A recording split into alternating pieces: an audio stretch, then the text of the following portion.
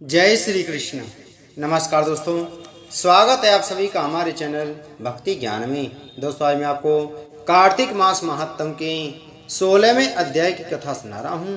नारद जी बोले कि विष्णु जलंधर नगर में जाकर वृंदा का पतिव्रत भंग धर्म भंग करने की सोचने लगे।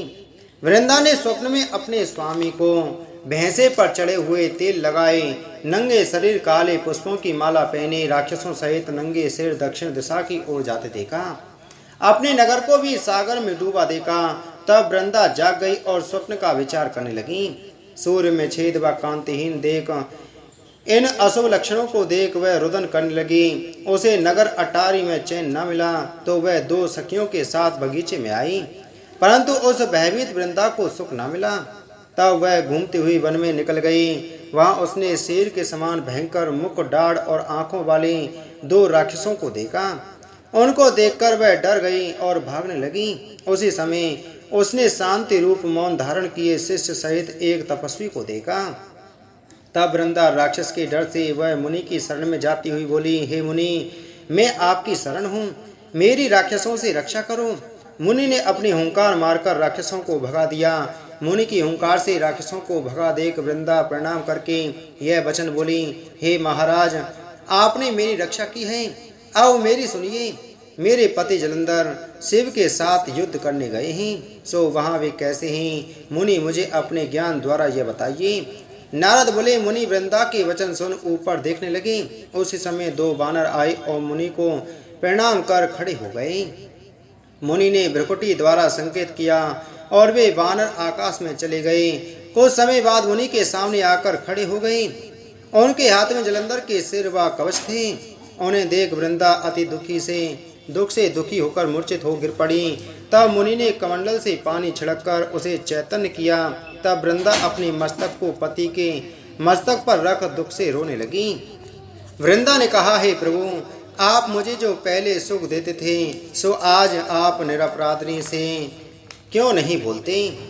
विष्णु सहित कई देवता और गंधर्वों को जीतने वाले को आज एक तपस्वी ने कैसे मार दिया?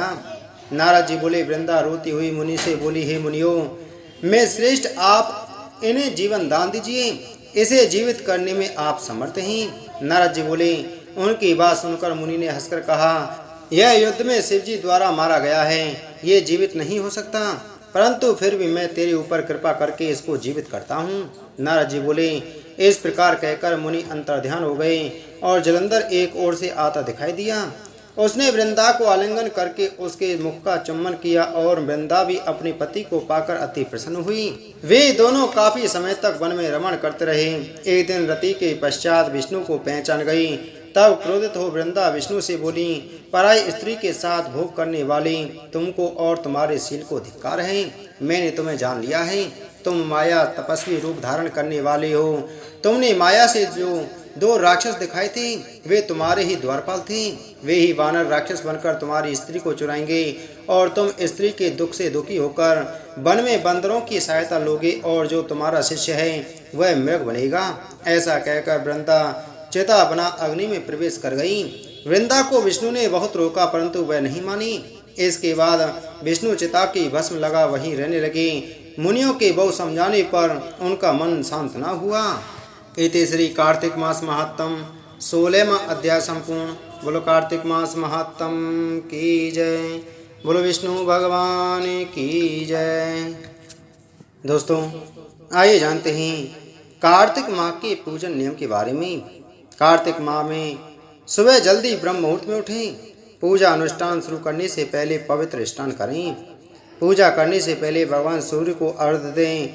इस माह के दौरान लगभग सभी मंदिरों में विशेष पूजा और कथा का आयोजन होता है, इसलिए बड़ी संख्या में भगवान विष्णु के भक्त सुबह सुबह मंदिर में जाते हैं। जो लोग मंदिर जाने में असमर्थ हैं, वे एक लकड़ी का तख्ता लें और उस पर भगवान विष्णु की मूर्ति स्थापित करें और घर पर ही दीपक जलाएं।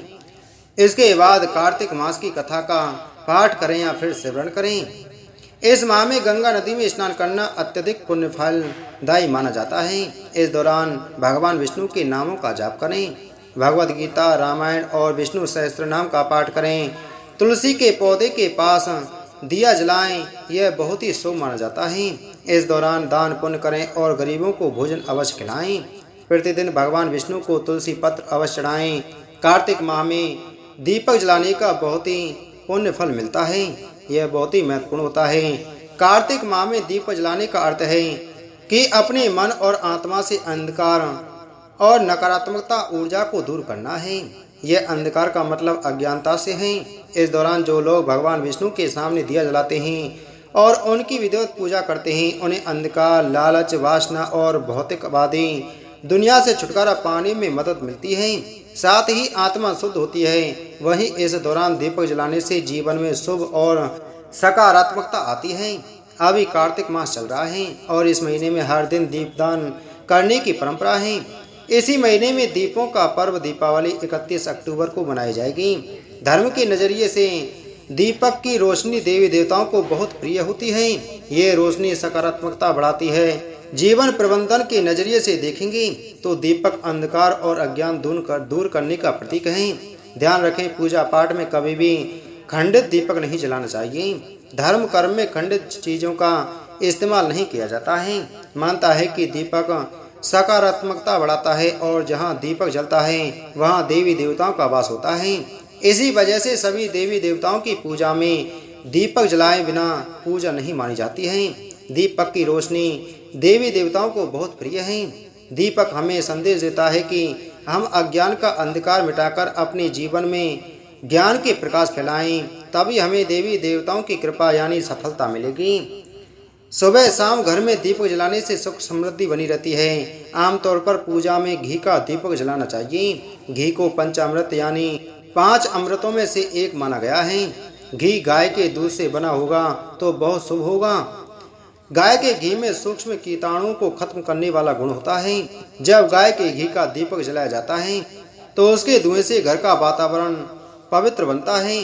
दीपक घर में सकारात्मक ऊर्जा को बढ़ाता है। अग्नि में चीज जलती है तो वह छोटे छोटे अदृश्य टुकड़ों में बंटकर वातावरण में फैल जाती है। इसलिए अग्नि से घी घर में फैलता है और वातावरण को शुद्ध बनाता है।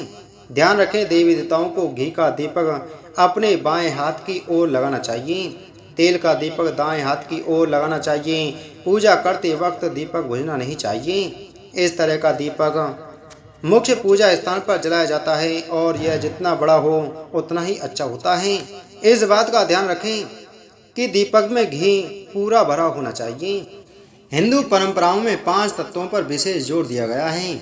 हम पृथ्वी, जल, अग्नि, आकाश और वायु सब में ईश्वर का अंश देखते हैं। इन 5 तत्वों में अग्नि को सबसे ज्यादा पवित्र माना जाता है। अग्नि के प्रतीक के रूप में दीपक को सबसे ज्यादा मूल्यवान और पवित्र माना जाता है।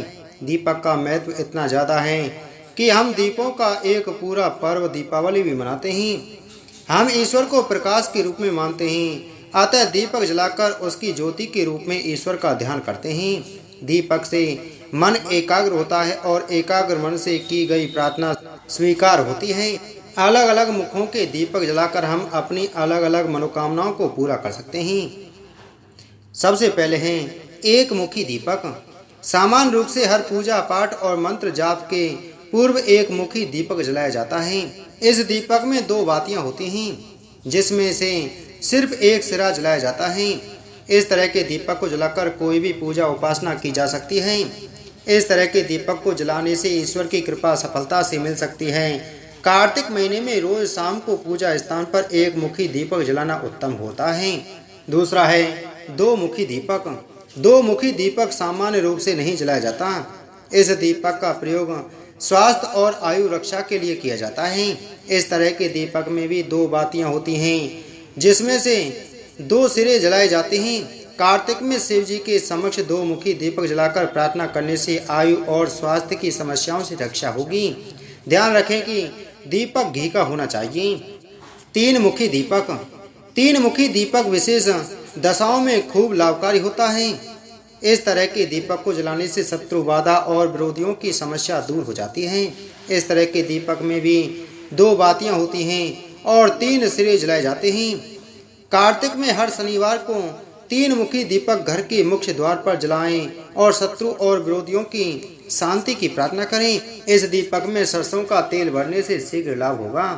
चार मुखी दीपक, हर तरह की विशेष कामनाओं की पूर्ति के लिए चार मुखी दीपक जलाया जाता है। धन प्राप्ति, ग्रह दोष निवारण और सिद्धि प्राप्त करने के लिए इस दीपक का सबसे ज्यादा प्रयोग होता है। इस तरह के दीपक में दो बातियां होती हैं और चार सिरों को जलाया जाता है। इस तरह का दीपक मुख्य पूजा स्थान पर जलाया जाता है और यह जितना बड़ा होता है उतना ही अच्छा होता है। कार्तिक में रोज शाम को तुलसी के नीचे चार मुखी दीपक जलाना उत्तम होगा। इस बात का जरूर ख्याल रखें कि दीपक में घी ही भरा जाएगा। छह मुखी दीपक, संतान की प्राप्ति और संतान संबंधी समस्याओं के निवारण के लिए छह मुखी दीपक जलाया जाता है।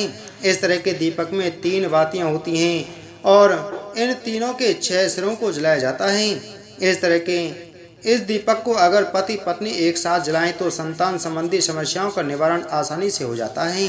जिन दंपतियों को संतान संबंधी कोई समस्या है तो वो हर बुधवार गणेश जी के सामने छह मुखी दीपक जरूर जलाएं। बोलो विष्णु भगवान की जय।